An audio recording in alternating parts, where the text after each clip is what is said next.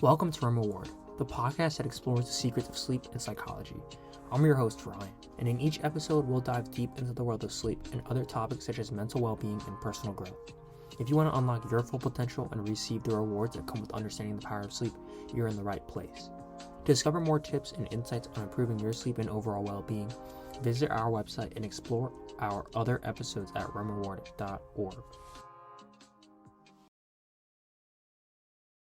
Hello everyone, welcome back to the REM Reward Podcast. Today we have the honor to have special guest Phyllis Payne join us to talk about sleep within the school environment.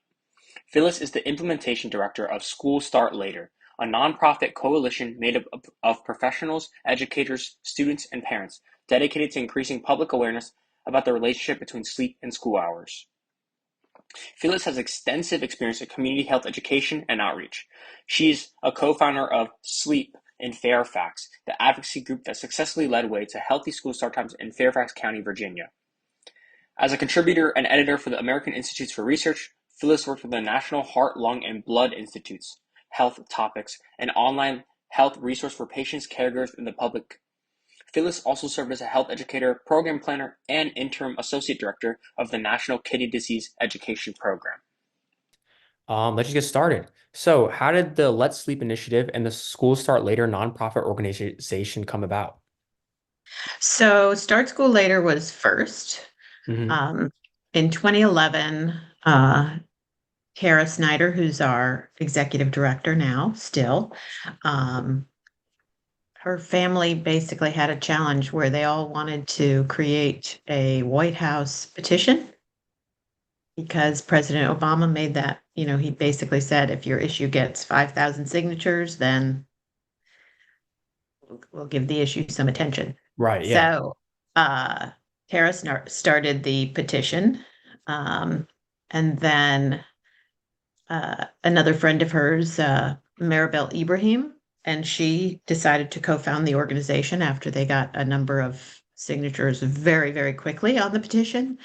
And the petition is still growing right now. So it got about 5,000 pretty quickly, but by the time it did, President Obama had already increased the number because so many people were taking advantage of that opportunity. Right, But we have 16,736 signatures that I looked at today. That is super cool, yeah. And what school districts are you currently working with? And is the aim to have school start times pushed back nationwide?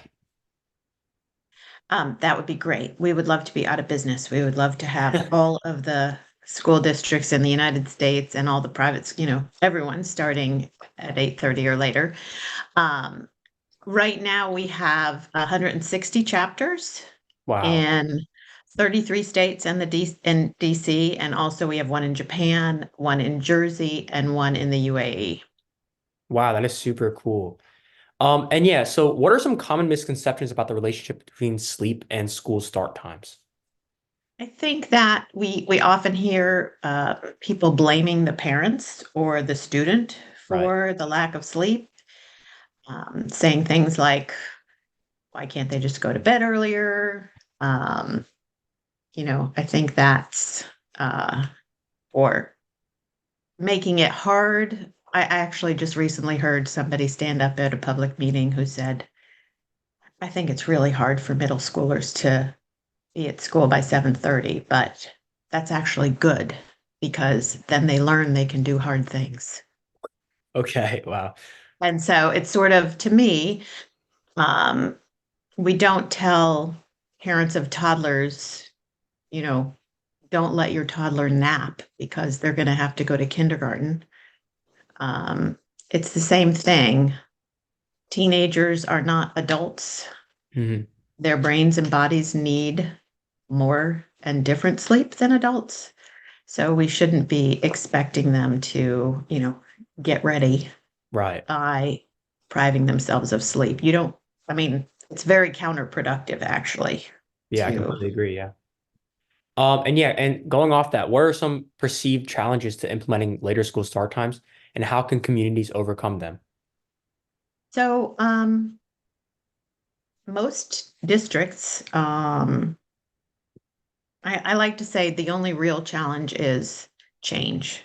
Hmm. And that change is difficult because doing what I do now, helping districts make this change, I see the wide variety of school start times that exist right now in the United States. Um, I live in Fairfax, Virginia, and our schools used to start before we had a change. Our high school started at 7:20, Wow. and the middle school started between 7:20 and 8:05. And the elementary schools started anywhere from 7:50 to 9:25. Just in it's a very big district. We're very Yeah. large. But there's another big district right next door, and they start elementary schools at 7:45.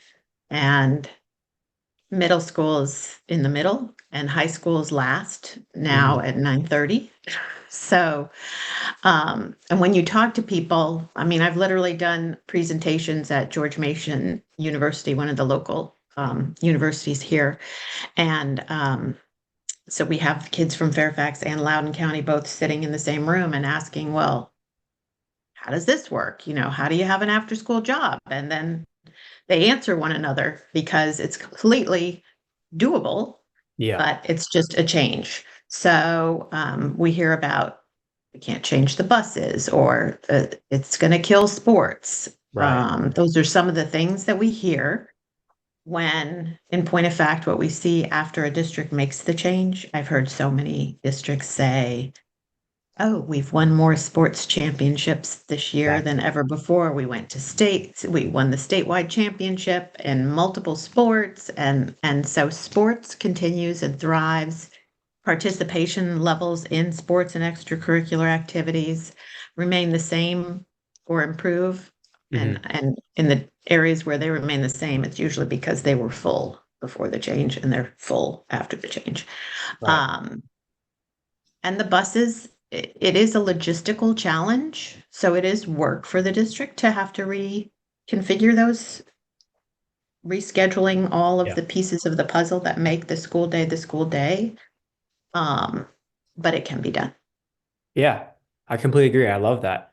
I mean, I know you kind of hinted towards this, but what are the potential benefits of aligning school start times with adolescents' natural sleep rhythms? So there are so many, but the most important to me is, the ones that really make a life and death difference. Car crashes decline after start time changes. Um, Wow. and yeah, I mean, that's big, right? That's really big. Yeah. Um, Mental health and suicidality of the students also goes down. I mean, well, the mental health goes up, depression goes down, Yes. Yeah. suicidality goes down. Um, Students are alert, they're Mm. awake, they're ready to learn. I've heard from principals and superintendents that we need to start talking about this as really a transformational change, Right. because the entire atmosphere in the school changes. Teachers say, my students are smiling in class, they're engaged, and it's not just in class, but in the hallway. Discipline problems go down.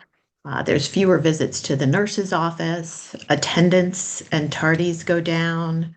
Um, Kids in Fairfax, when we made the change to our schools, I mentioned we were at 7:20, we switched to 8:10, Right. and more kids were eating breakfast before school. And we also saw the declines in car crashes and the improvements in mental health. Um, so let me see what else I have here. I have Yeah. some specifics. That's why I'm looking over here. Yeah. Go for it. So in one study, the car crash rates showed a 16.5% decline in the 2 years Wow. after the change, compared with other parts of the state increased by 7.8%.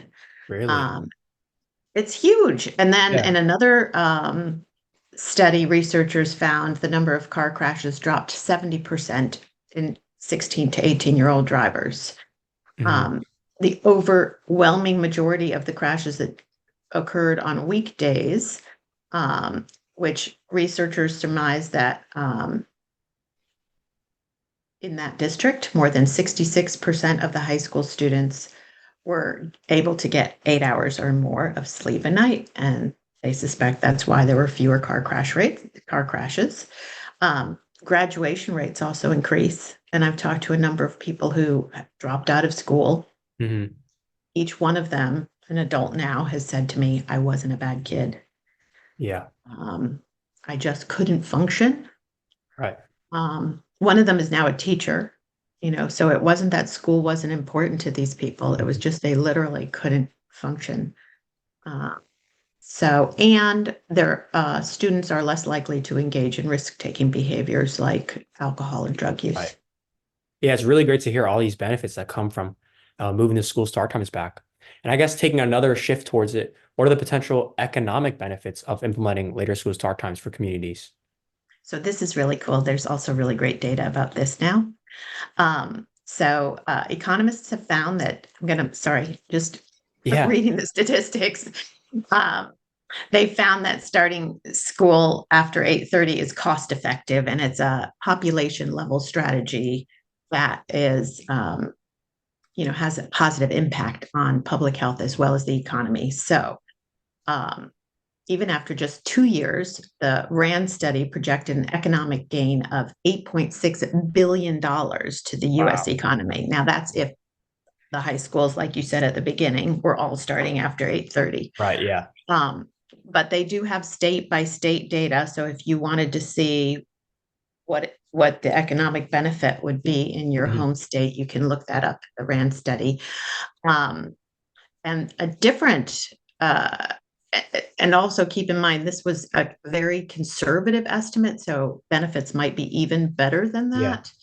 that. They used sort of the most expensive approach, going from like multiple tier busing down to one tier. Yeah. So Yeah. everybody having the same start time when they did that, analysis. And they included the benefits just of the higher academic performance and reduced car crash rates. They did not include other effects from insufficient sleep, such as higher suicide rates and increased Mhm. obesity, mental health issues, all of which are difficult to quantify precisely. So the benefits could be even higher.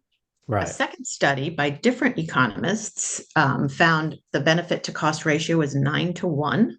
Wow. Um, and that also is because of improved academic performance. And they equated it to 2 extra months in school. So imagine your school board sitting around trying to decide what to spend money on. Well, if you could just give the kids 2 extra months in school or the equivalent of that in terms of Right. improving their performance, that's really significant. And the Yeah. benefits are even bigger in disadvantaged students. They found about twice as much benefit. So there's benefits for all students, but twice as much in disadvantaged students. So it could help close the achievement gap. Um, they said, looking at it another way, early school start times do as much harm to disadvantage student performance as having a highly ineffective teacher. Yeah. Wow. That's amazing. And how do, I guess, cultural attitudes and societal expectations influence the debate around school start times, if at all? Well, what do you think about that? What do you see when you talk about sleep? Yeah, I mean, I guess if I had to say like there's very differing opinions on them. I guess like especially like generations, I see that like older generations think sleep's not that important. Like sacrificing sleep is kind of a good thing almost. So that's why it's kind of hard for them to be, I guess, convinced that like later school start times could be beneficial. I guess you could see like there's a good change. I love it that I guess for the younger generations, they see maybe sleep is something we should really prioritize, which is definitely something I'm trying to get out there. But that's why I do see there's a kind of a big debate around school start times. That's what I see. Yeah. Yeah, that's so interesting to me to hear you. Yeah. I would say I see things changing for the better in that Yeah. people are becoming more aware of the importance of sleep.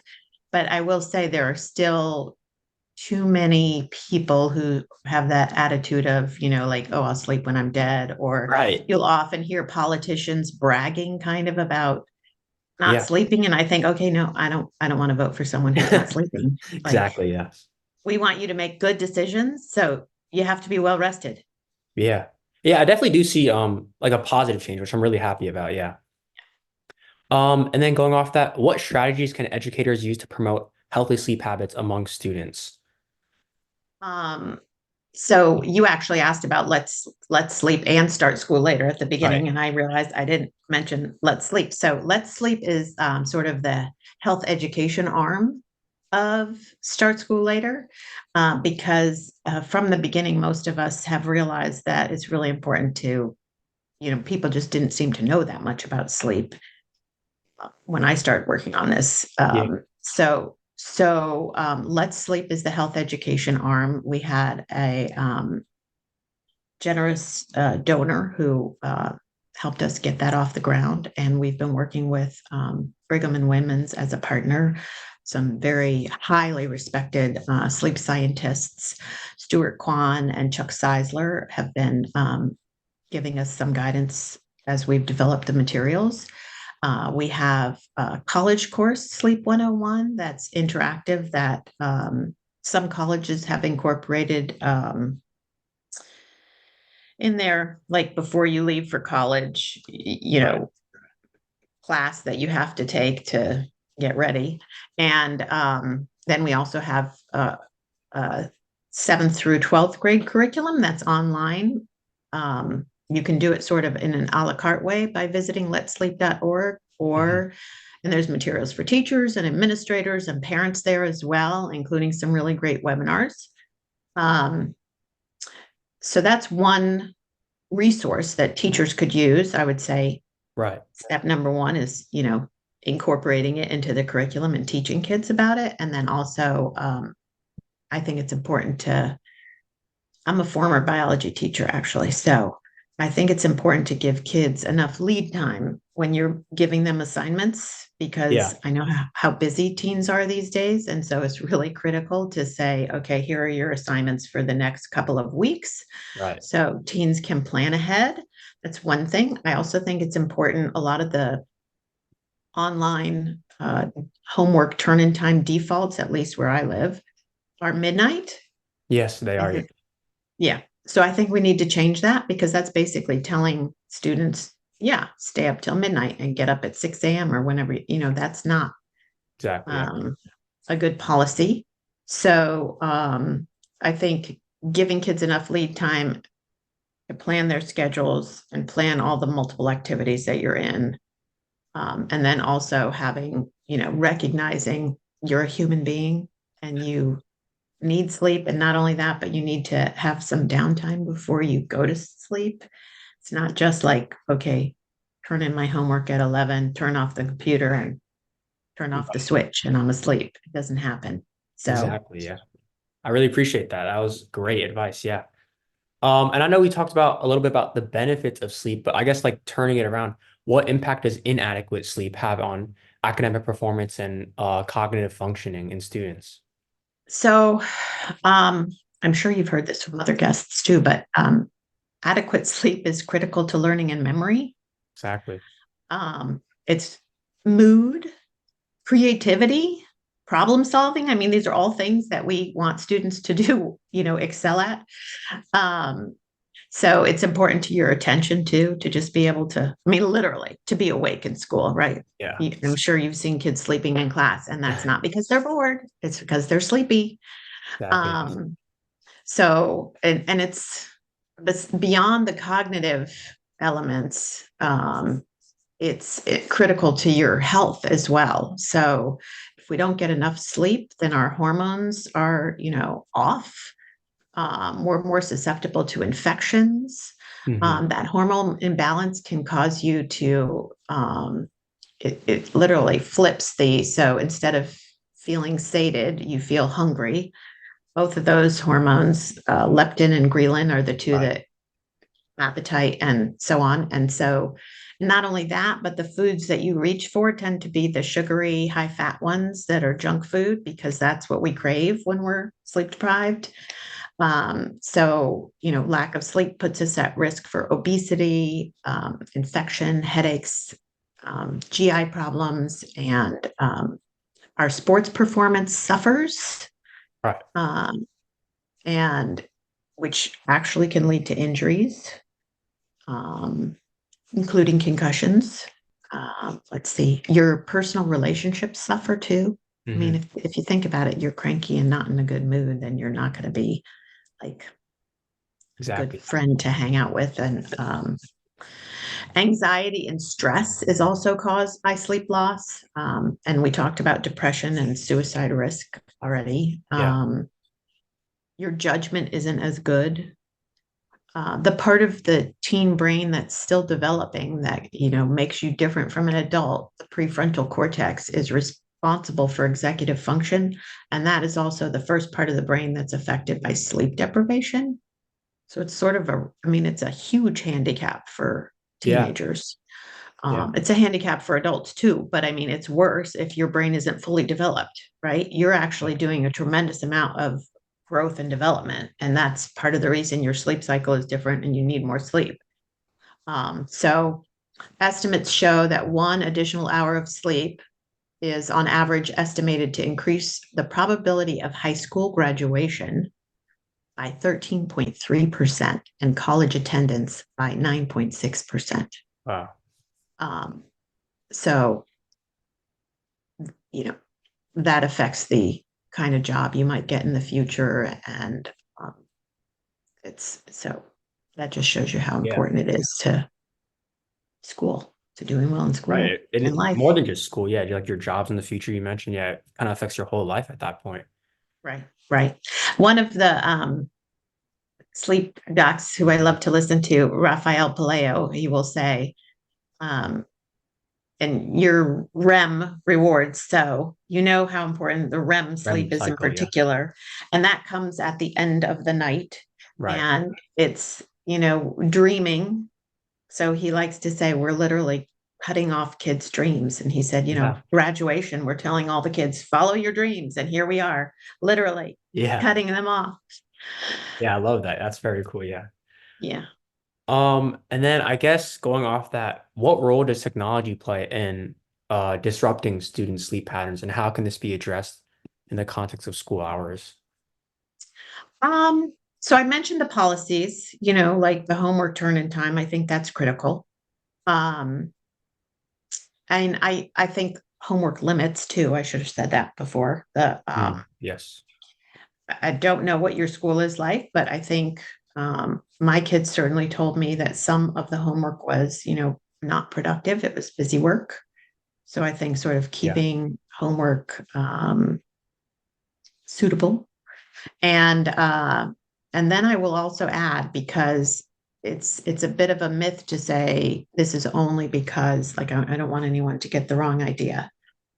Blue light can definitely keep us awake. Hmm. Um, that said, this phase delay that teenagers have, the problem with going to sleep earlier and waking up too early, is biological. It happens to other mammals too. It Mm. happens to mammals that don't have iPhones.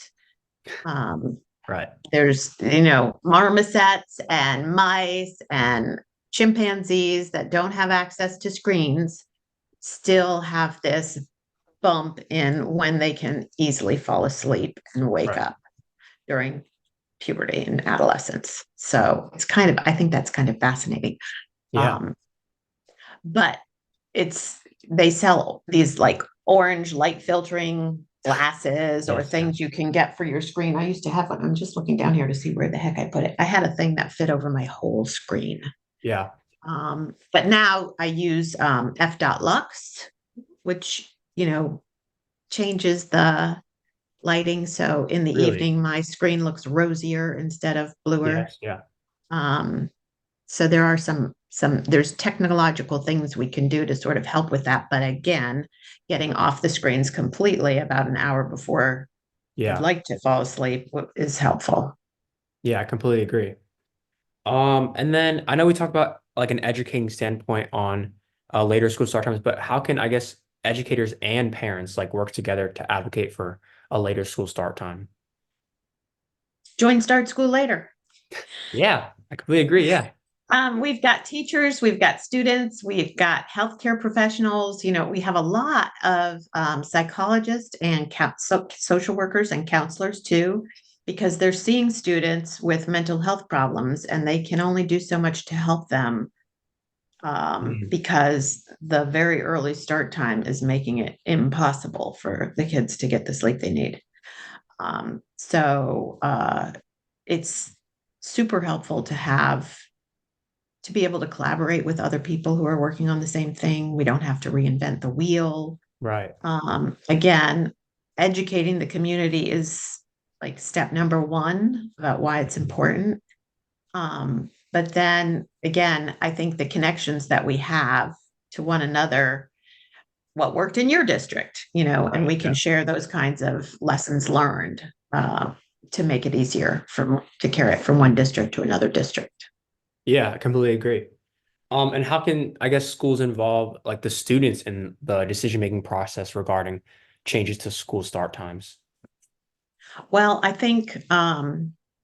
it's I think schools that want to do this and get it done, it really does help to engage not just the students, but also the teachers and, have discussion groups where you share the science, the sleep research, and the Yeah. benefits that come from this, and maybe even invite um, students from another district that have, lived the experience of the change and can share information. Right. I think that can be really helpful. Um, it's interesting. We heard from when we tested our Let's Sleep lessons for high school students and got feedback from the students. One of the things they said was it's really helpful that like just to know that the teacher and the schools care about sleep, Yeah. because we did not have that impression before they gave us these lessons. Hmm. So, like you said, your impression is that the older generation just is like, do without Yeah. it. Um, and so a school can make a big difference in a student's sleep Exactly. health by sharing that, you know what, we do care. We care Mhm. about that, and it is important, you know. So Yeah, completely agree with that. Yeah. And I really love that it's getting more out there, more in the school system. Um, and then how can like communities measure the effectiveness of later school start time initiatives? so I think that depends on the district, and Yeah. if they have several districts that have done this have actually had help from sleep researchers in doing the first part, that education part that we were talking about. Yeah. And so that same sleep professional has then studied the results before and after the change. So, collect data beforehand, collect data afterhand. And if you have that connection with a sleep researcher, which again, if you work with Start School Later, we would help you find, Right. Yeah. a local sleep doctor to work with, um, maybe more than one. Um, Hmm. so I think that's, and I think, um, sometimes I think you find out some unexpected benefits. Like, I don't know that anyone had studied the breakfast issue before we did Yeah. that here in Fairfax. And um, I think people think that there are probably benefits to pedestrians and increases in bike riding, but I don't think anyone's studied that yet. So there are more things to look at. Yeah. That's super interesting. I would love to see like how those have changed with later school start times. Mhm.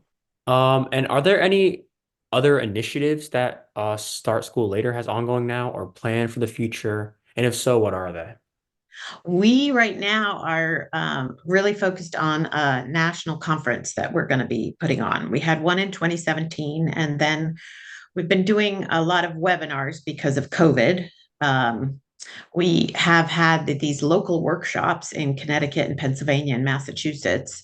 So those were implementation workshops that were literally to bring superintendents and school administrators together with sleep health professionals and advocates to talk about how to implement this, really the nuts and bolts. Yeah. Um, and so we're going to be having a national conference, sort of modeled on those local ones in October in Baltimore. Registration is open. And I think for any school administrators, teachers interested in this, student advocates, it would be a great opportunity, Yeah, that's super exciting. I'll definitely link that below also. I'll link everything that was mentioned below. Okay. And then also just two more questions real quick. I just want to talk about, so basically in my school, we do have later school start times, but I'm advocating for my school to install basically sleep pods so students can take naps if needed. I wanted to just know, like, what is your perspective on naps during the day? Is it like a beneficial thing or is it depend on person to person or yeah, Well, uh, I've heard basically sleep doctors definitely support naps, great. Yeah. as long as they're not too long. Napping is good. It can really refresh your abilities and your performance. I personally don't really like napping myself. So I feel like it's too hard to wake up. So I might be going into that really deep sleep. Yeah. And, Yeah. um, but I think for people who love their naps, they can Mhm. come out and, see really great performance improvements. Yeah. I think it does vary from person to person, but I've heard a lot of people love naps. So yeah. Yeah. Yeah. I think Um, so. What time does your school start? Yeah, we originally were at 7:45 last year, and then now we are 8:20, which is great. Yeah. And I So think my school is still collecting data on the benefits, and we'll see how it goes from there. Yeah. fingers crossed. Yeah. And then for my last question, is there anything else you'd like to share about Start School Later initiative or sleep in general, or just anything that you'd like to just talk about? So I think the research is really compelling. Yeah. We have really 30 years of data, so it's really time to make those changes. The American Academy of Pediatrics and the American Medical Association and other school, not just health, but also education organizations, have taken the position that after 8:30 is best for middle and high school students. Um, so I want to share a couple of websites, the Yeah. startschoollater.net. And then there's another one I really like that's a trial attorney actually put together. It's dedicated to his nephew. And uh, it's schoolstarttime.org. Mhm. Uh, it's just his presentation of the research is like a court argument, really. That's great. Yeah. And he, in talking about himself, he mentions that he has never had to be at court for 8:30, and in many cases not till 9:30. So that argument that we talked about Yeah. is so that's one thing. And then I just want everybody to know we're powered by volunteers. And we have the utmost respect for student volunteers. So we have a page called Student Sleep Heroes, where we tell the stories of students who've been involved in advocating for later high school start times and middle school start times for their peers. And so students can, I think, make a really big difference. Yeah, I completely agree. I'll definitely link everything you mentioned below. I really appreciate you coming on and taking time to talk about sleep and what you do. I think those are all the questions I had for today. And again, thank you so much. I'm pretty sure everyone will appreciate the information you gave us just as much as I did. Thank Well, you. thank you for everything that you're doing. Thank you. Thank you for tuning into the REM Reward Podcast. Before you go, we'd appreciate your support by subscribing, liking, and leaving your thoughts in the comments. Stay tuned for our next podcast, where we will be joined by a special guest speaker to explore even more about the fascinating world of sleep and psychology.